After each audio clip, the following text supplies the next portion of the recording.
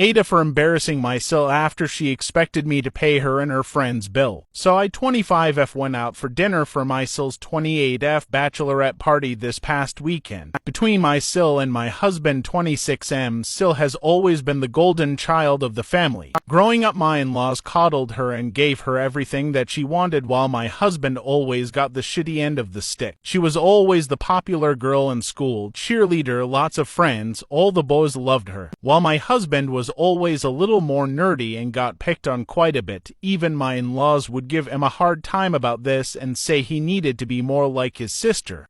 Well, fast forward to today, both my husband and I went to top schools, our degrees, and currently have very well-paying jobs in tech. I'm not trying to sound braggy, this is just for context, but we live a very, very comfortable life. SIL still currently lives at home with my in-laws where they foot all of her bills. She had my niece for F with her ex and is currently on marriage number 2. This past weekend I was invited to this fancy upscale restaurant in my city for my SIL's bachelorette party. She just wanted to do a nice dinner. There were 8 of us in total. At the end of dinner the bill comes out and the waiter hands it to me.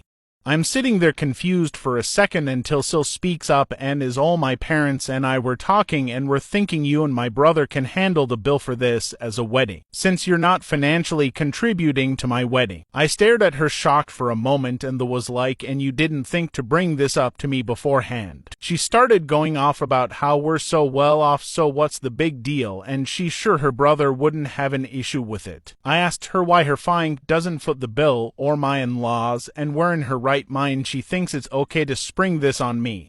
She started going on about how we're the wealthiest in both her and her fiancé's family and that she didn't think would act like this and would say yes. I told her, well, sorry, but I'm not your parents, don't expect handouts from me. She called me selfish and I called her an entitled brat, paid for my half of the bill and left.